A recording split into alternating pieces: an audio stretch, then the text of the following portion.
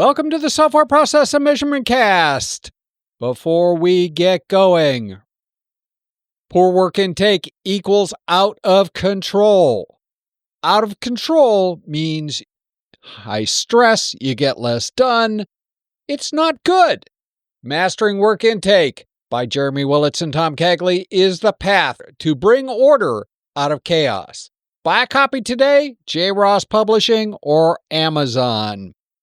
The Software Process and Measurement Cast is on vacation for the next few weeks. Until then, we're revisiting some of the fabulous panel discussions we've had during the last 19 years. We'll be back on June 21st. We're looking forward to continuing the conversation. Today, we feature a special panel of leaders discussing working from home now and after the initial reaction of being remote has worn off. One of the important points that we discussed was the need to make space for intentional serendipity.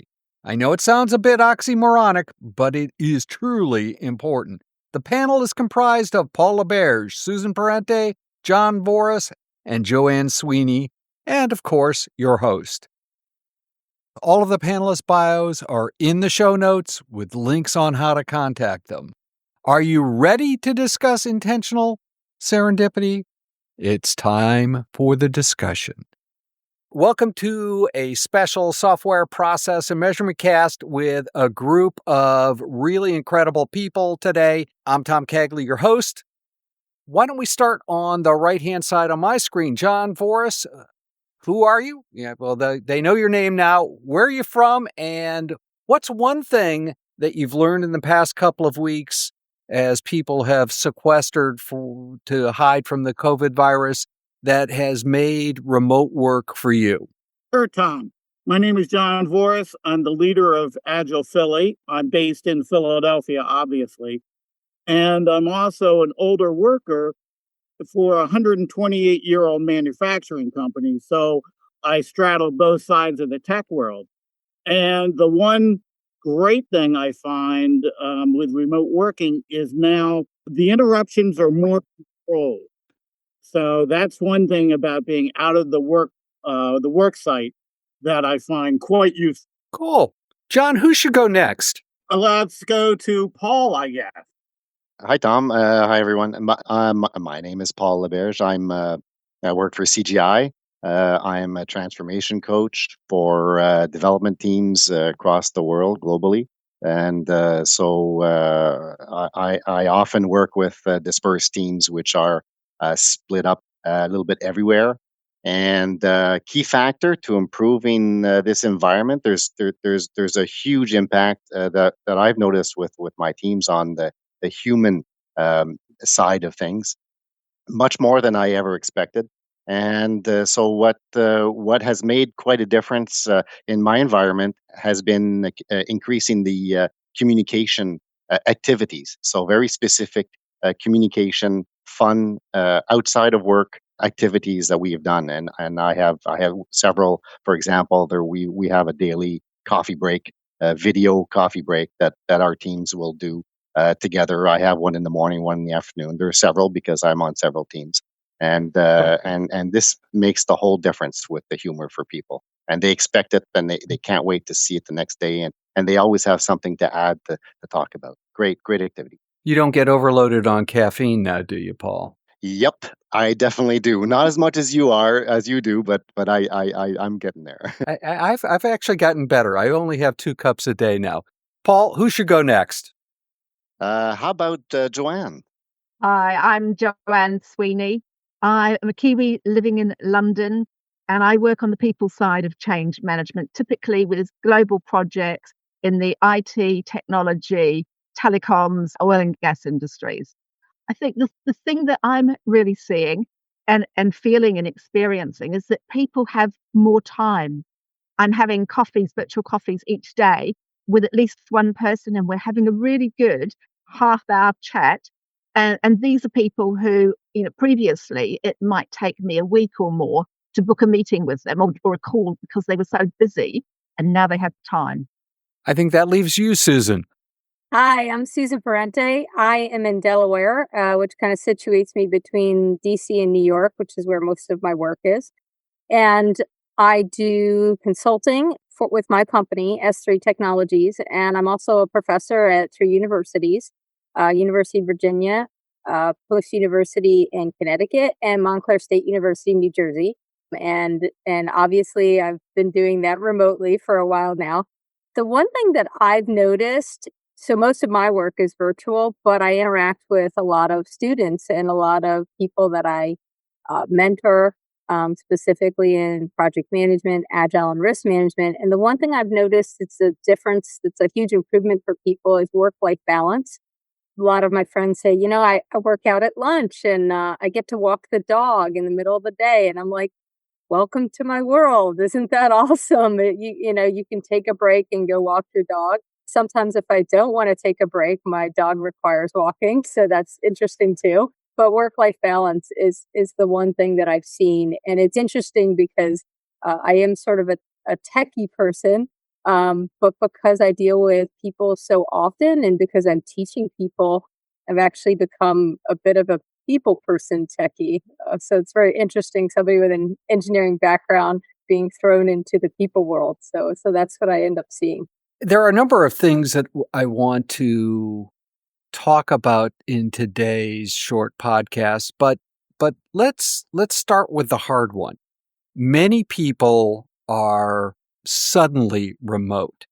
This is a substantial change. This is a substantial shock to how they have worked and interacted in the past.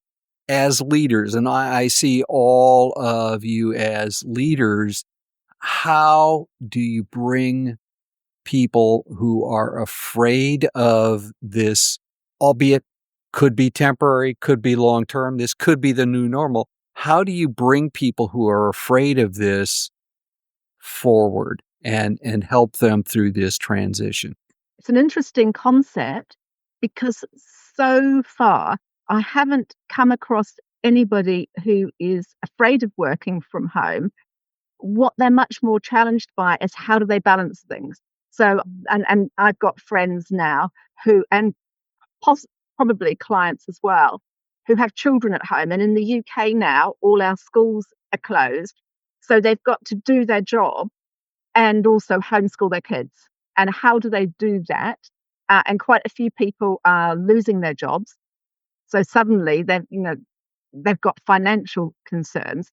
What I'm hearing, I've heard a conversation with someone yesterday who said that they were starting at 6 and working till lunchtime.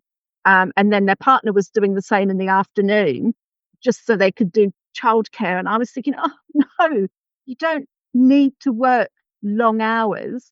You need to prioritize so that you know what's important. And I would say that's something I've learned as a consultant, because clients pay us for what we produce, what we deliver, our outputs, our outcome. They don't pay us for the time that we work. They're only interested in results.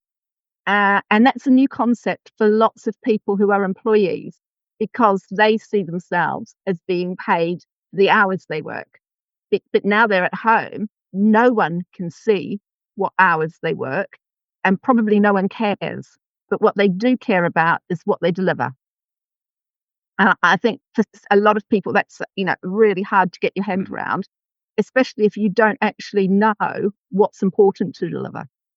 You might know what you do, but you don't know how what you do helps your team or your business unit or your company. You're just doing what you've always done. That's an excellent point, Joanne. I'm going to jump in here because I've done consulting work in the federal government, and during that time, I did some of that work remotely, and they just did not like it. They didn't like me being remote, and I was producing stuff, I was generating results, I was doing all the things I needed to do, but they wanted to see my butt in a seat. And right now, if I was there, they would not be seeing my butt in a seat. My butt wouldn't be there.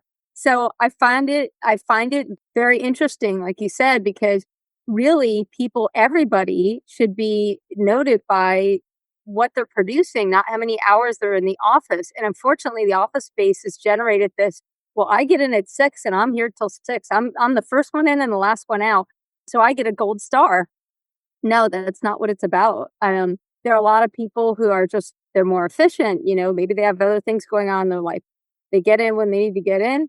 They leave when they're done at the end of the day. What did they do that day? That's what matters. And I've always been a huge proponent of that. I will say, owning my own business, working from home, I do tend to work long hours. I actually love what I do. And the only thing that pulls me away is my family. So I talk about work-life balance. Without my husband and our 2 dogs, I wouldn't have that. I know me when I was single. I would just work all day. I mean, I'd take a break and go to the gym and exercise or whatever, but I'd work morning till day. And how I knew it was the end of the day is after 5 or 6 o'clock, I'd get something to eat, and then I'd work while watching TV. I won't work while watching TV until it's after 5.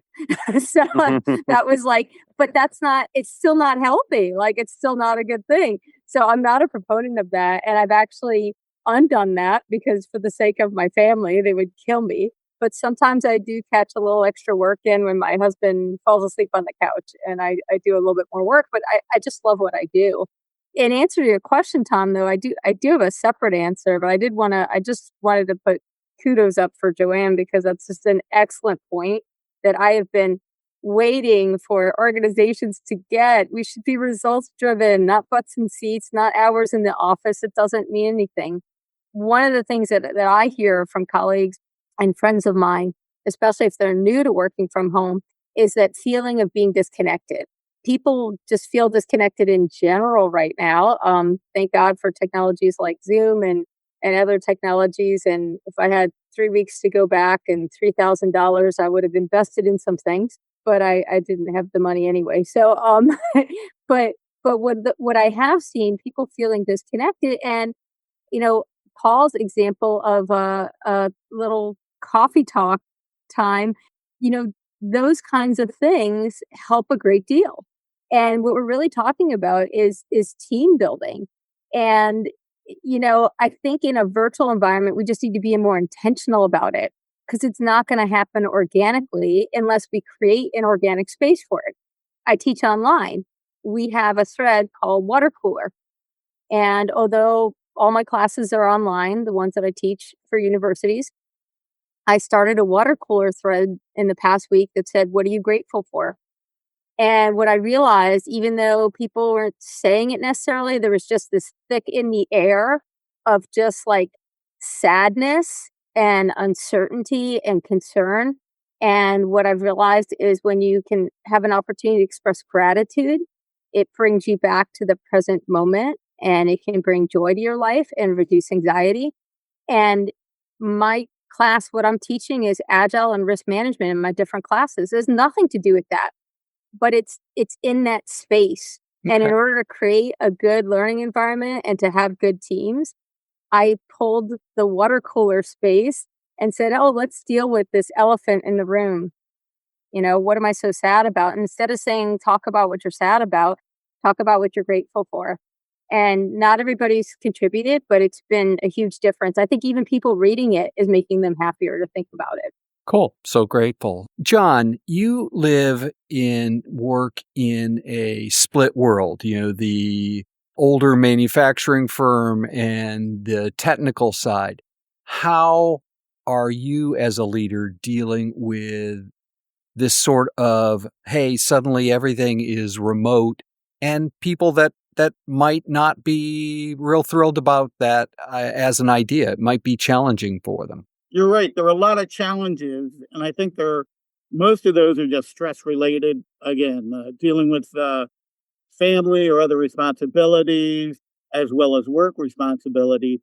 And just to pick up on the water cooler, the one thing I think we might end up missing as we go virtual are those little water cooler, I met you in the hall.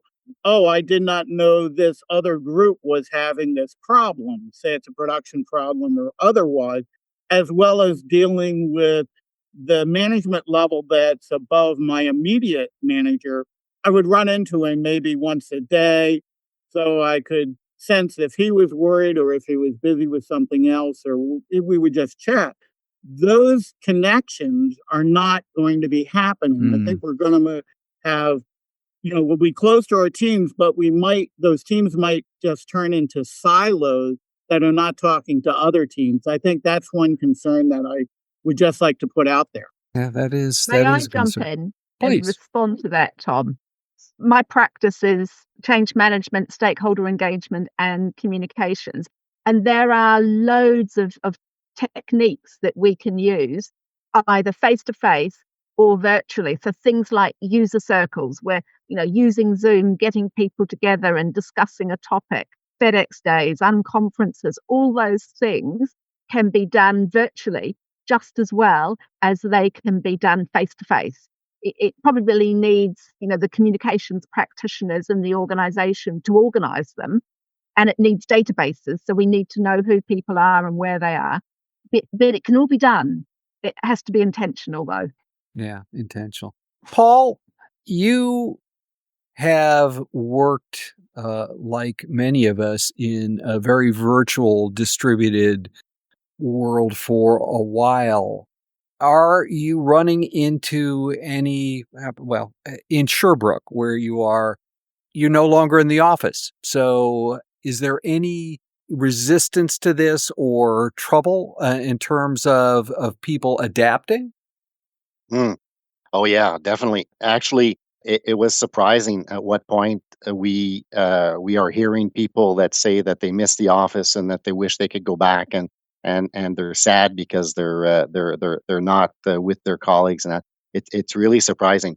Of course, I work in an organization with about 300 employees, so we have a sizable chunk, and a lot of them are it's development work. So we have many people that are under, I would say, under 35, and they're strangely enough, they're the ones that are not as attracted to the video communication bit, but they are to other video interactions. We've implemented. I'm the lead on the member satisfaction committee at work, and since we are isolated, we've started some activities such as contests. The weirdest desk space contest, and so people are sending pictures of their desk area, and they're loving it. They're sending pictures of yoga courses. There's a couple of people that started this yoga. So you have crazy dressed people making a 30-second video of a yoga class, and they're spreading it around to everyone. So people are seeing the side of people that they're not used to seeing because of this. But the video part of it, the video meetings and that, well, they're work sessions, and people are they still have their work minds on, and they don't disconnect from that. So going into these other kinds of little contests and little sharing of personal activities, it's amazing. We're getting so many positive comments and thanks because of all this from the staff. We were very surprised about the differences between. It's working out really well.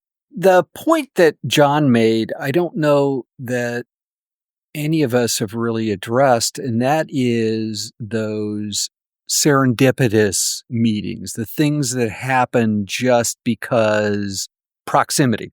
You walk up to the senior manager in the hall. You're sitting, washing your hands for 20 seconds while singing happy birthday multiple times, and end up having a conversation with someone that today, right, if we're all virtual, we can do all sorts of set pieces. How can we generate some degree of serendipity in this new environment? Well, in Agile, we call that osmotic communication. You overhear a conversation somebody else has. Mm-hmm. That's interesting. I think Joanne kind of touched on it a little bit by saying it has to be intentional. So how do you create intentional serendipity? Right. So it's a little bit of a. Isn't that an oxymoron? Yeah. How to make that happen?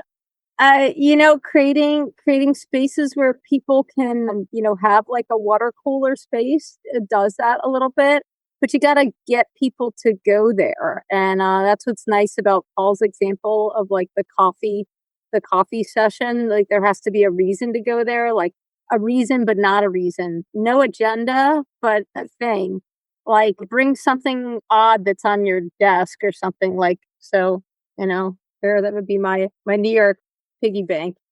See, it's like so. I have a lot of odd things on my desk. That's just the first one I picked up. But I love New York.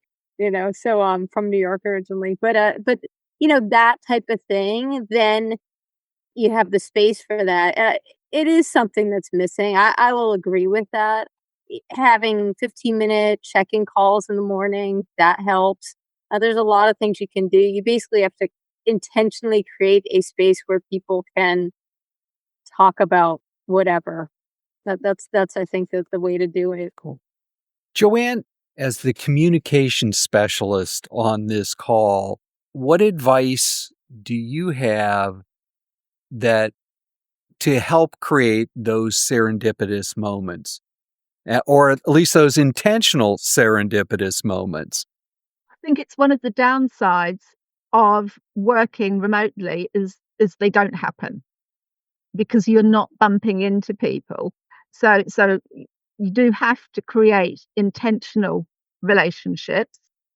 And I think one of the other downsides, especially if you're a technical person, is it's really easy to just work on your own, have your head down, work really hard, produce some amazing stuff and not connect with people really at all. And so then there, as John said, these gaps happen in which, people just miss things that they need to pay attention to. Communications professionals and organizations can make them happen. There are lots of techniques and tools that we can use and that will work in teams. I guess people need to go to their comms practitioner if they don't know and say, what can we do? What's going to work? And have a discussion about what do you want to achieve. But also, Paul touched on it. I'm now having virtual coffees every afternoon or with my friends. And I'm planning on having virtual coffees every morning with my clients and business contacts. And I'm just reaching out and saying, let's have a conversation. And the conversations have nothing to do with work. So we're not going to talk work. We're just going to talk, how are things going? Can I help you in any way? Can I support you in any way? Is there anything? And hopefully it's mutual. But it's about reaching out and being human. And I think that's a key. We need to stay human. If we become just technical, then we're going to become a bit of AI, a bit machiney, a bit robotic. What's interesting that I found from talking with people, they're getting connected with people that they're friends with that live across the country or around the world that they never were in touch with before. And it's very interesting. You would think that creating distance would actually create distance, like emotional distance. And I think it's kind of done the opposite. From somebody who does work virtually and does also work in front of people, I can tell you that when you're in front of people, you're the priority. Okay, so for someone like Paul, where he works virtually, but a lot of people work co-located, the virtual people become like the outsiders. And I think that one of the positives that have come with this is that the person who is in Australia or in London is no farther from you than the person who lives next door to you, right? Except for maybe you can talk in the driveway. That's what I do with my neighbor. I talk in the driveway to her. So it's very interesting. So now it's like, it doesn't really matter where you are, and I've reached out to my cousin who lives in north of Milan, and I actually message her almost every other day just to check in with her. And I've talked to her before, but not that frequently. So it's so something that is supposed to create distance, I actually think has globally made us more connected, oddly enough. So, John, does any of this resonate in a combination technology manufacturing firm? Can you do things like virtual coffees? Is that part of your culture? No, that's not part of our culture. And what we're talking about, I think, is the points of contact actually may come from points of interest. And one thing I have seen in larger corporations like Paul's involved with are tech guilds. so that certain roles on teams are actually get together. So the Scrum Master of all the teams will actually get together once a month, and in an actual intellectual, agenda-oriented way. So I have seen that in larger corporations. I don't see that in the smaller corporations, and I guess that's concerning. But that's one thing I think we really do have to approach an actual formal way to go and actually let those relationships not die by the wayside as we go virtual.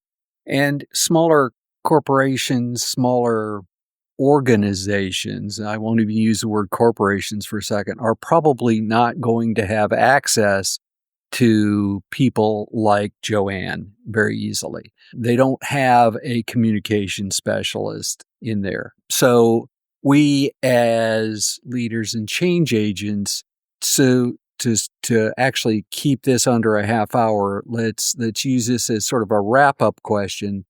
What's one thing that we can do with our teams to help facilitate this intentional, serendipitous kind of communication, even when, we're in, or at least dealing with culture clashes that make that difficult?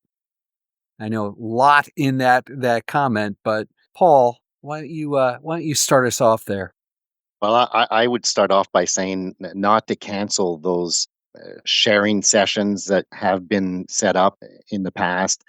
Some people would tend to say, well, let's catch up with our time and we'll cancel the noon hour lunch to learn session. And that I would say to if anything, increase those sessions to involve people, because there are many people that would easily drop out of such contexts, and it's important to keep them in the swing of things and to keep them involved in that and communicating with the people. I've noticed how that's appreciated by the quietest developers, and they just love, the coffee sessions is an example, but there are other ones, and they just love participating. So this is something that has to be increased, if anything, but at least maintained. This obviously requires some software that supports it, but one of my favorite activities to do to just kind of generate a fun open space. You could actually do this as part of a lunch and learn. I love that idea, Paul. I've always been a fan of lunch and learns, and doing them virtually is easy. If you have a shared software where you can pull up a whiteboard and everybody could write on the whiteboard. Not all web conferencing software allows you to do that. But when I have done that in the course of teaching, it's been really entertaining, where everybody writes, something like, what's your favorite method of communicating for a project? And people just start typing, and it ends up like the words end up on top of each other because nobody knows it was blank space when they start writing. And as the facilitator, you move things around. And what I like about that is you're communicating, everybody's sharing, but what you're looking at is actually something that was created together as a group.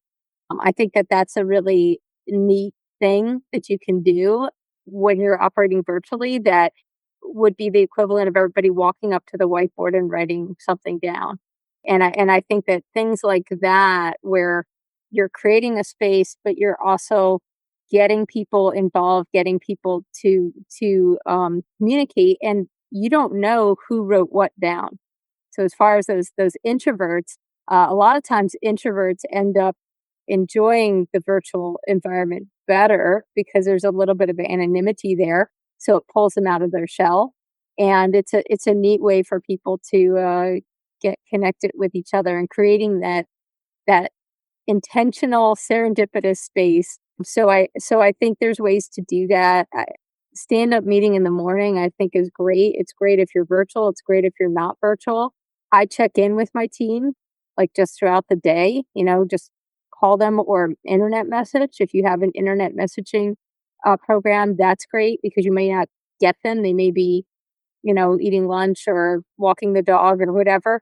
And, if you do an internet messaging, which is basically like texting over the internet, that's a great way to check in with people, and they feel like you care where they are, what they're doing. They feel connected. I think that's another great way to do that. John, in your environment, what's What's one thing that we can do to build some of those connections? The one article that really struck home with me was they pointed out that work from home, you really must over communicate. And I think using tools like the whiteboard, ensuring we have a daily stand up, those go a long way toward keeping people connected with their team and also with the whole organization. But it's one of those over communicating outside your own team and just kind of staying in touch with the company. And that's what I worry about as we come out of this, that people may not, managers may not be willing to or recognize that there actually is a new paradigm, which is, yes, people want to stay connected, even though they've gone virtual. And, how are we going to approach this as we go forward in the future when we're back in the office? Ooh, another deep topic. We'll come back to that in another day. Joanne, why don't you take us home here? I'm going to suggest two things. So the first is to ask people, how do they want to receive information? How do they want to stay in touch? What do they want to happen? Because if they have some input, they're much more likely to use whatever we provide. And the second pulls up on what you said, Susan, about the introverts, and it's to track who is using whatever we provide, because we could find that it's only a few people and that most people are lurking or watching or not even engaging. And if that's happening, then we need to change what we're doing.